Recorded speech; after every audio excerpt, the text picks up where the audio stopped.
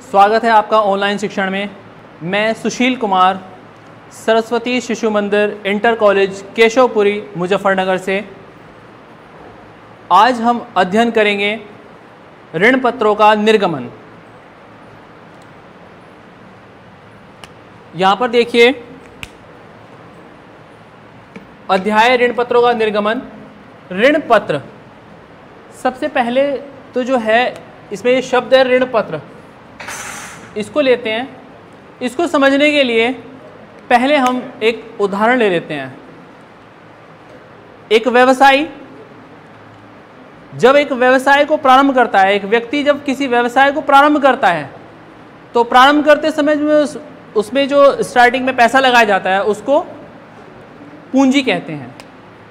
जो स्टार्टिंग में कैश लगाया हमने उसको कैपिटल अर्थात पूंजी कहते हैं। अब मान लीजिए कि 1 लाख रुपए से इन्होंने ये बिजनेस स्टार्ट किया। मिस्टर ए एक व्यक्ति हैं जिन्होंने एक बिजनेस स्टार्ट किया है 1 लाख रुपए से। बिजनेस करते करते उनको लगा कि प्रॉफिट अच्छा है, अच्छा हो सकता है, और भी ज़्यादा प्रॉफिट कमाने के लिए, लाभ कमाने के लिए और पैसे की आवश्यकता है। अब क्या किया जाए? भाई मेरे पास जितना पैसा था मैंने सब लगा दिया, परंतु व्यवसाय को और उन्नति देनी है, और ज़्यादा प्रॉफिट कमाना है, लाभ लेना है, तो उसके लिए पैसे की आवश्यकता है। क्या किया जाए? इसके लिए वह व्यक्ति कहीं से ना कहीं से, किसी ना किसी प्रकार से कुछ लोन या ऋण की व्यवस्था करेगा। लोन की व्यवस्था करेगा। इस लोन को वो बैंक से, अपने रिश्तेदार से, अपने जान पहचान वालों से, अपने मित्रों से, किसी से भी ले सकता है। ठीक इसी प्रकार से, जिस प्रकार से उस व्यक्ति को लाभ कमाने के लिए, लाभ को बढ़ाने के लिए पैसे की आवश्यकता है और वो उसके लिए कुछ व्यवस्था करता है, अर्थात ऋण लेता है, अपने मित्रों से उधार लेता है, लोन के रूप में कोई पैसा लेता है। ठीक इसी प्रकार से कंपनी, एक कंपनी ABC लिमिटेड, एक कंपनी का निर्माण हम करने जा रहे हैं।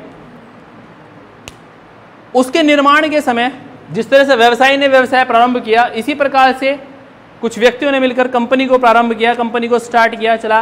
तो रजिस्टर्ड, जिस समय हमने उसको रजिस्टर्ड कराया, रजिस्टर्ड कराते समय जैसे उस व्यक्ति ने 1 लाख रुपया लगाया था, ठीक इसी प्रकार से इस कंपनी ने भी एक अमाउंट लगाई है, एक पैसा इन्वेस्ट किया है, एक पैसा लगाया है।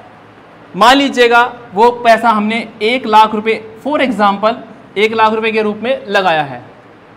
कंपनी स्टार्ट, यहां पर ये जो 1 लाख रुपए हमने लगाया, इसी से हमने इसका रजिस्ट्रेशन कराया। रजिस्ट्रेशन कराते हुए जो इसको कहा गया, इसको बोला गया ऑथोराइज्ड कैपिटल। ऑथोराइज्ड कैपिटल अर्थात अधिकृत पूंजी। अधिकृत पूंजी वह पूंजी होती है जब कंपनी को, ABC लिमिटेड कंपनी को हम रजिस्टर्ड करा रहे हैं, और रजिस्टर्ड कराते समय हमने जो पूंजी पंजीकृत रजिस्ट्रार कार्यालय में पंजीकृत कराई है उसको अधिकृत पूंजी कहते हैं। अब इसमें कंपनी को लाइसेंस देते समय पंजीकृत विभाग ने इस बात के लिए कहा कि आप इस पूंजी से ज्यादा अंश निर्गमित नहीं कर सकते। अर्थात यह जो पूंजी है आपकी, मान लीजिए 1 लाख रुपए यह है, और ये 100 रुपए वाले 1000 अंशों में विभक्त है। 100 रुपए वाले 1000 अंशों में विभक्त है।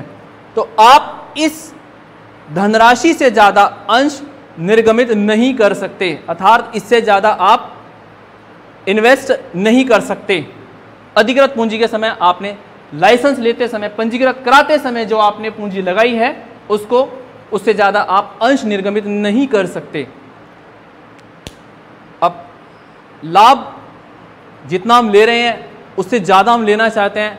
हर व्यक्ति की प्रवृत्ति होती है, हर व्यक्ति चाहता है तरक्की करना, उन्नति करना, तो कंपनी भी चाहती है कि यहीं तक सीमित ना रहा जाए, आगे बढ़ा जाए। जैसे उस व्यवसायी ने सोचा कि वो अपने लाभ को और बढ़ा सकता है, ठीक इसी प्रकार से इस कंपनी ने भी यही सोचा कि मुझे यहाँ तक सीमित न होकर के अपने लाभ को बढ़ाना है।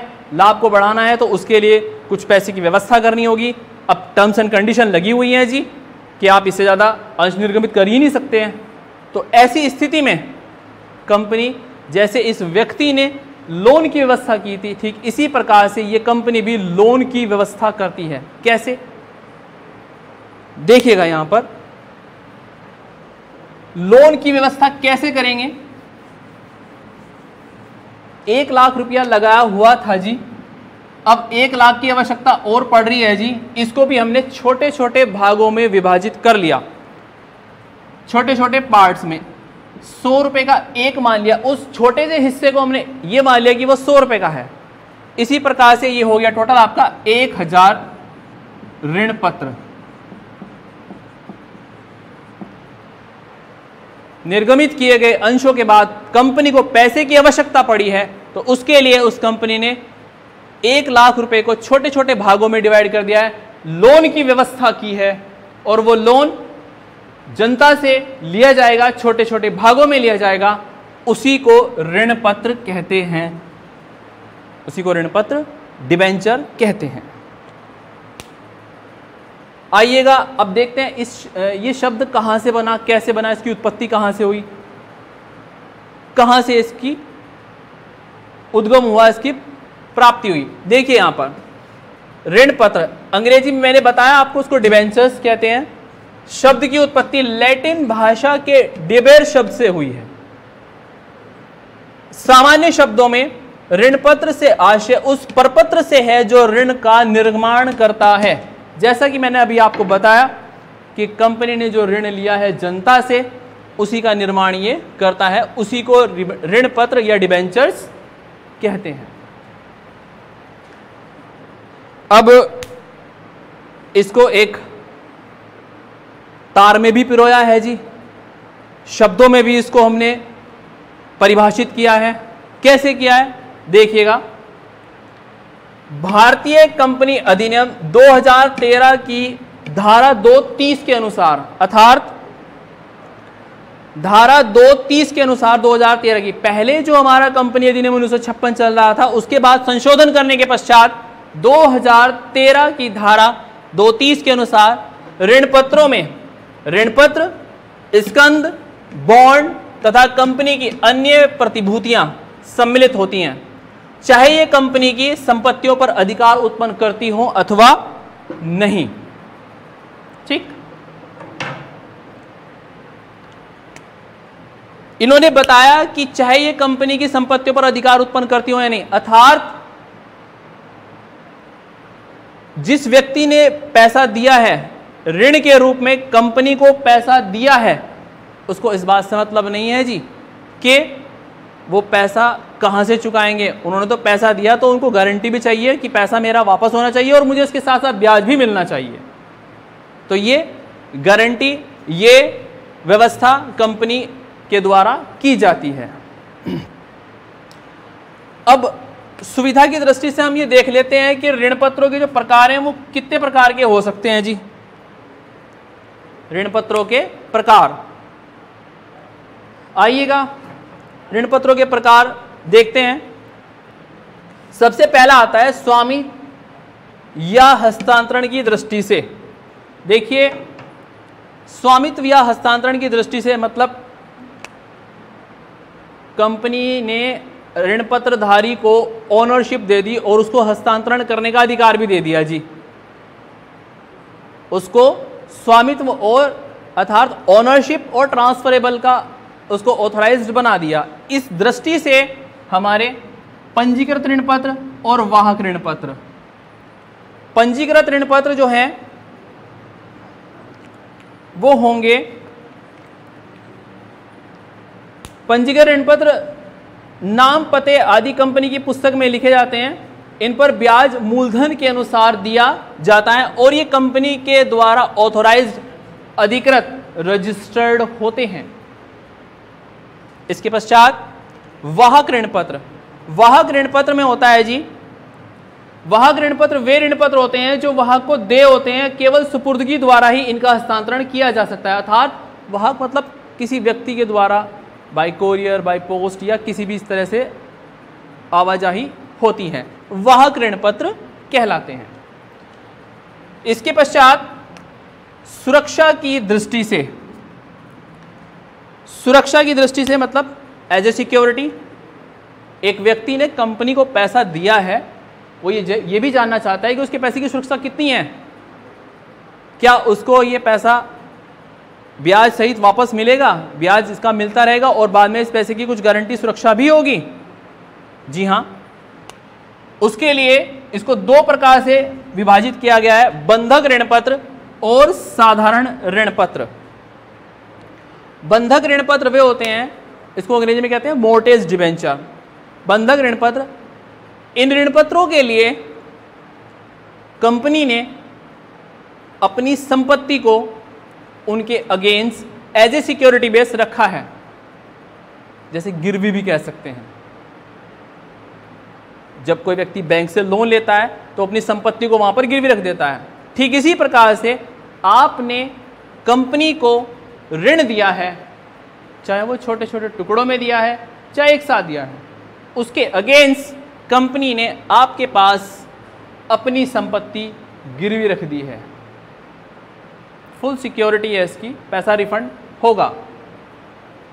दूसरा साधारण ऋण पत्र, इनकी कोई गारंटी नहीं होती जी, अर्थात इंटरेस्ट मिलेगा, ये भी बताया जाएगा कि पैसा आपका रिफंड होगा, परंतु फिर भी गारंटी नहीं होती है। तो साधारण ऋण पत्र होते हैं, नॉर्मली इनको सिंपली डिबेंचर्स बोलते हैं।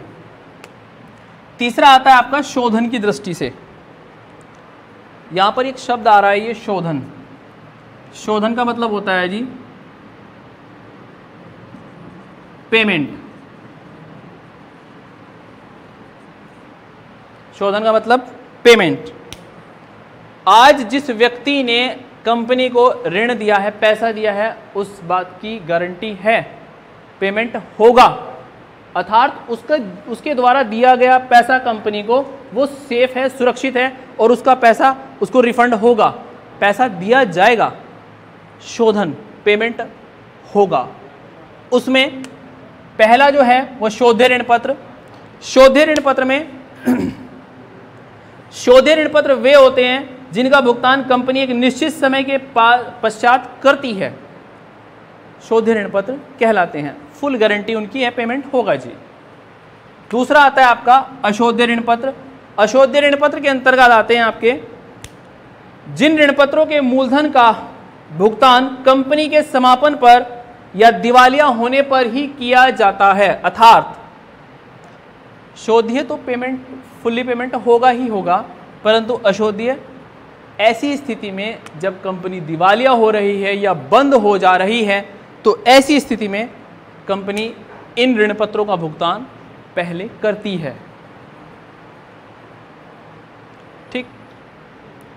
अब चूंकि हम यहां पर बात कर रहे हैं ऋण पत्र की कि ऋण पत्र क्या होता है, और अंश से हमने इसका कंपैरिजन भी किया है, अंश से अर्थात शेयर से हमने इसका कंपैरिजन भी किया है, तो हमें इसके बारे में, इसके अंतर के बारे में भी जान लेना आवश्यक है। क्योंकि हमने जब स्टार्ट किया था तो अंश से स्टार्ट किया था, अर्थात अधिकृत पूंजी हुई, उसके छोटे छोटे भाग अंश हुए, उसके बाद कंपनी को पैसे की आवश्यकता पड़ी, कंपनी ने उसके लिए ऋण लिया, ऋण को छोटे छोटे भागों में डिवाइड किया, उसको ऋण पत्र कहा, उसके प्रकार हुए। तो इसमें थोड़ा डिफरेंस भी देख लेते हैं कि क्या डिफरेंस होता है अंश और ऋण पत्र में। तो यहां पर देखिए अंश तथा ऋण पत्र में अंतर।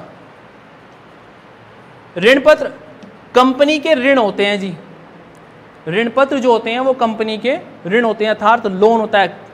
ग्राहक ने, जो व्यक्ति कंपनी को पैसा दे रहा है, वो कंपनी का ऋणदाता है, तो वो ऋण के रूप में होते हैं जी। इसके बाद अंश। अंश कंपनी की पूंजी के भाग होते हैं, जैसा कि अभी आपको बताया गया, जो कंपनी के स्टार्टिंग में पैसा लगाया जा रहा है उसको पूंजी बोला जा रहा है, और पूंजी के छोटे छोटे भाग, पूंजी के छोटे छोटे भाग अंश कहलाते हैं, अर्थात वो कंपनी की पूंजी के हिस्से होते हैं, कंपनी की पूंजी का भाग होते हैं। ये इसका अंतर होता है जी। दूसरा, ऋण पत्रधारी कंपनी के लेनदार होते हैं।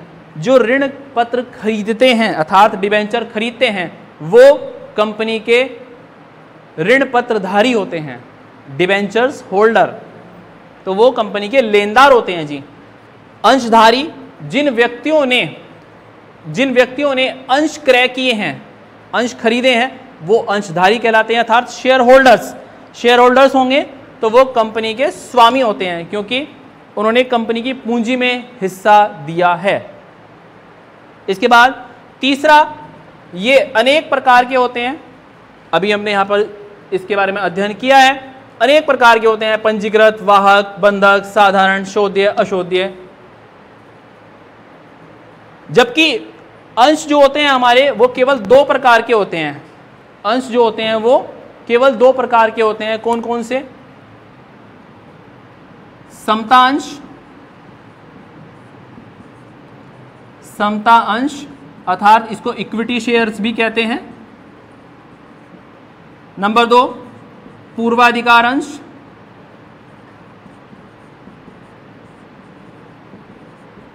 इसको प्रेफरेंस शेयर्स भी कहते हैं। प्रेफरेंस शेयर्स अर्थात अधिमान अंश और समता अंश अर्थात साधारण अंश भी इसको कहा जाता है। तो ये हमारे 2 प्रकार के होते हैं। ऋण पत्र अनेक प्रकार के हो सकते हैं जबकि अंश केवल 2 प्रकार के ही होते हैं। 4th पॉइंट देखिए, इनको कंपनी के प्रबंध में भाग लेने का अधिकार नहीं है। इनको कंपनी में के प्रबंध में भाग लेने का अधिकार होता है अर्थात जो व्यक्ति जिन्होंने ऋण पत्र खरीदे हुए हैं अर्थात ऋण पत्रधारी, उनको कंपनी की मैनेजमेंट कमेटी में हिस्सा लेने का अधिकार नहीं होता है। जबकि अंशधारी जिन्होंने अंश क्रय किए हैं वो अंशधारी, उनको कंपनी के प्रबंध में हिस्सा लेने का अधिकार होता है क्योंकि वो कंपनी के स्वामी होते हैं। इसके पश्चात इन पर ब्याज दिया जाता है अर्थात ऋण पत्रों पर ब्याज दिया जाता है क्योंकि नाम से ही इसके स्पष्ट हो जा रहा है ऋण अर्थात ऋण पत्र, पैसा जो कंपनी को दिया गया है जनता के द्वारा ऋण के रूप में, वो ऋण है तो उस पर तो ब्याज ही मिलेगा। ऋण पर ब्याज ही दिया जाता है, ब्याज ही मिलता है, इसलिए यहाँ पर ऋण पत्र के ऊपर ब्याज ही दिया जाता है। जबकि अंशों पर लाभांश दिया जाता है जी, अंशों पर लाभांश दिया जाता है, वो भी कंपनी के प्रॉफिट में से। कंपनी ने जितना भी प्रॉफिट अर्जित किया है, लाभ अर्जित किया है, उसमें से जो भी प्रॉफिट होता है और जिन अंशधारियों ने पैसा इन्वेस्ट किया हुआ है उनको उनके प्रतिफल के रूप में ग्राहकों के द्वारा विनियोजित किया गया पैसा कंपनी में, उसके प्रतिफल के बदले जो प्रॉफिट दिया जाता है उसको लाभांश कहते हैं। अब यहां पर ये ऋण पत्रों का अर्थ, इसकी परिभाषा, इसके प्रकार और अंश और ऋण पत्र में अंतर, इसके पश्चात इस सब प्रक्रिया को, इस पूरी प्रक्रिया को हम एक क्रियात्मक प्रश्न के रूप में देखते हैं। देखिएगा, यहां पर हमने स्टार्ट किया था कि एबीसी लिमिटेड एक कंपनी है, एबीसी लिमिटेड एक कंपनी है, इसने 1000 रुपये वाले 1000 ऋण पत्र, प्रत्येक 100 रुपये का है,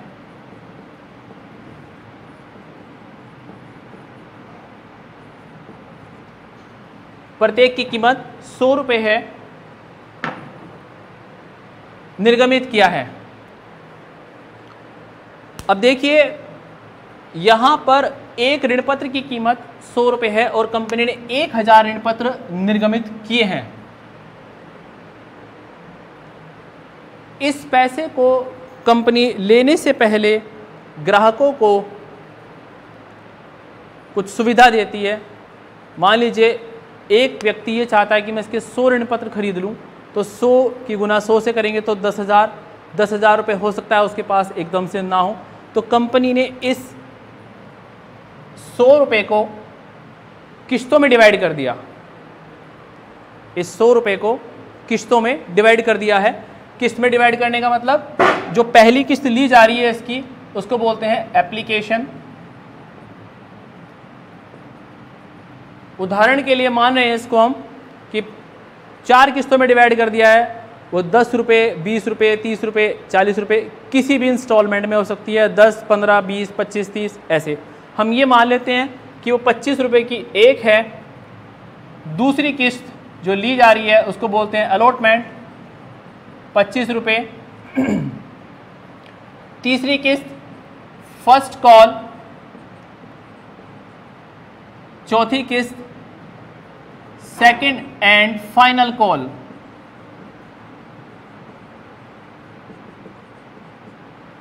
चार किस्तों में इसको डिवाइड कर दिया जी, खरीदने वाले को भी आसानी और बेचने वाले को भी आसानी। तो देखिएगा इसकी प्रविष्टियां किस प्रकार से करेंगे।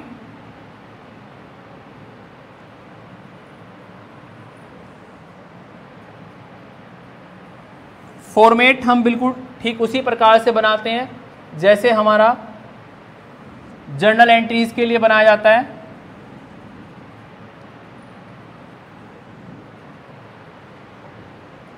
सबसे पहले डेट, फिर पर्टिकुलर, LF,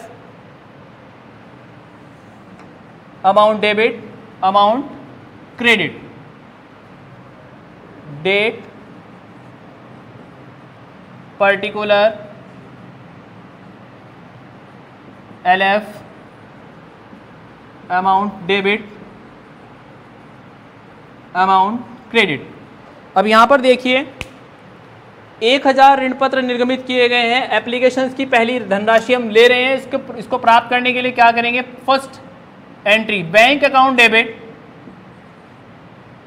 टू। अब एक बात और, इसमें ऋण पत्र जो है उसके साथ उसकी इंटरेस्ट की रेट भी लिखा होता है। अर्थात जो व्यक्ति दे रहा है, जो व्यक्ति कंपनी को पैसे दे रहा है, वो ये भी तो पूछेगा कि भाई मुझे इंटरेस्ट कितना मिलेगा, ब्याज कितना दिया जाएगा। तो वो इंटरेस्ट रेट यहाँ पर लिखा होता है, ये 5% ऐसे। तो इसको हम इसी तरह से लिखेंगे 5% debentures application, 5% debentures application account for 5% debenture application money received. अब यहां पर देखिए 1000 ऋण पत्र हैं, 25 रुपये यहां पर हम ले रहे हैं एप्लीकेशंस पर। तो 1000 गुना 25 से करेंगे 25,000 रुपया, 25,000 यहां पर। ये पैसा जो लिया गया है इसको अपने ऋण पत्र खाते में हस्तांतरित करते हैं। ऋण पत्र खाते में हस्तांतरित करने के लिए अगली प्रविष्टि क्या करेंगे? देखिएगा यहां पर 5% debentures application account debit to 5% debentures account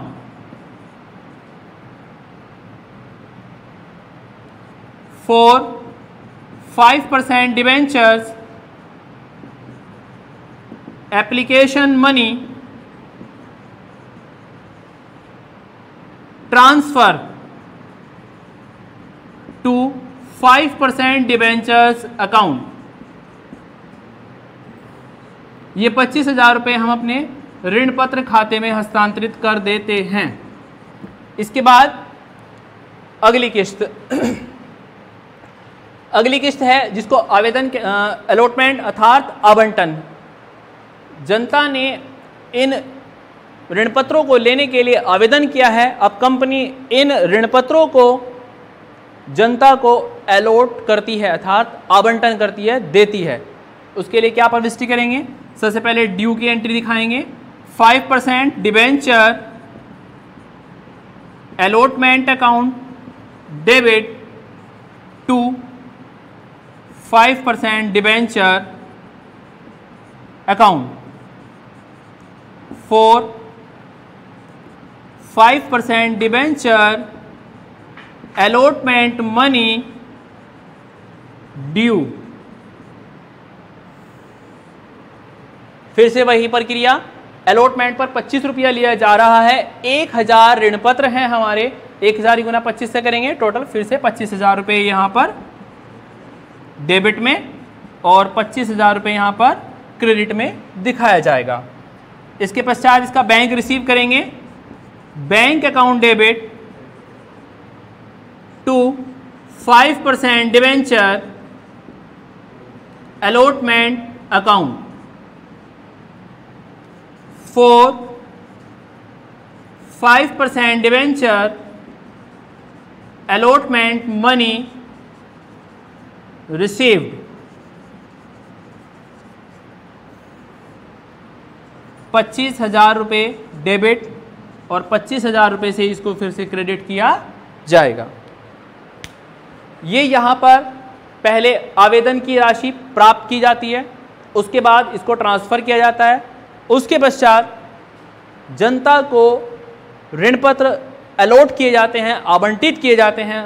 उसके लिए पहले हम ड्यू की एंट्री दिखलाएंगे, इसके बाद इसका रुपया प्राप्त करेंगे, धनराशि प्राप्त करते हैं। ये 2 किस्तों की, अर्थात 2 किस्तों में जो पैसा लिया अभी उसकी प्रविष्टि हमने यहाँ पर दिखाई है। इसके बाद देखिएगा फर्स्ट कॉल और सेकंड कॉल। इसके लिए ठीक इसी प्रकार से जैसे हमने प्रथम 2 किस्तों को प्रविष्टि में दिखाया है, ठीक इसी प्रकार से अब बाद की 2 किस्तों को प्रविष्टि में दिखाया जाएगा। सबसे पहले उसके लिए हम प्रथम याचना अर्थात फर्स्ट कॉल को ड्यू करेंगे। पहले इसको ड्यू किया जाएगा, इसके पश्चात इसको बैंक के रूप में प्रविष्ट करके दिखाया जाएगा। देखिएगा यहाँ पर 5% debenture first call account debit to 5% debentures account 4 5% debenture first call money. प्रथम याचना का पैसा अब हम ले रहे हैं तो पहले इसको ड्यू करेंगे। 5% debenture first call money due. 1000 की गुना करेंगे 25 से तो ये 25,000 रुपये।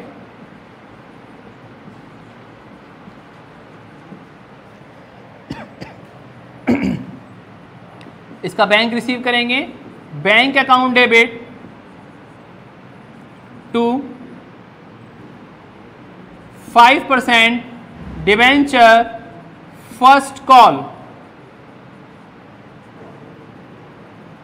4 5% debenture first call money received. फिर से वही 25,000 रुपया यहाँ पर डेबिट और क्रेडिट करके दिखाया जाएगा। ठीक इसी प्रकार से final call, second and final call. देखिए ये 5 किस्त में भी लिया जा सकता है पैसा, 3 किस्त में लिया जा सकता है, 2 किस्त में भी, या 1 किस्त में भी लिया जा सकता है। संपूर्ण राशि आवेदन पर तो वहाँ पर केवल 1 प्रविष्टि कर दी जाएगी। संपूर्ण राशि 2 किस्तों में तो आवेदन और आवंटन 2। इसके पश्चात 3 किस्त में लिया जाए तो 3। यहाँ पर हमने सेकेंड एंड फाइनल कॉल को एक साथ दिखा दिया है, इसको हम अलग अलग भी कर सकते हैं। द्वितीय याचना, उसके पश्चात अंतिम याचना, फाइनल कॉल भी इसको दिखाया जा सकता है। तो final call, second and final call को जैसा कि एक साथ किया गया है तो उसको एक साथ ही दिखाएंगे। कैसे दिखाएंगे देखिएगा यहाँ पर 5% debenture second and final call account debit to 5% debenture account 4 5% debenture second and final call money due. 1000 की गुना 25 से वही 25,000। अब इसका बैंक प्राप्त करेंगे, बैंक अकाउंट डेबिट,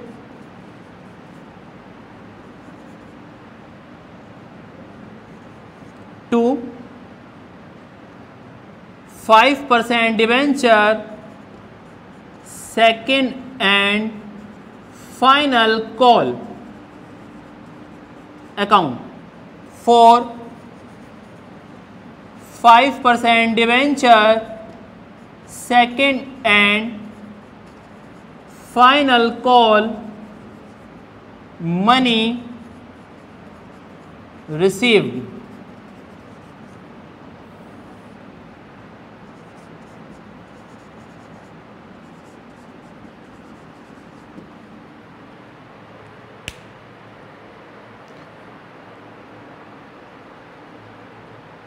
ये था हमारा क्रियात्मक प्रश्न।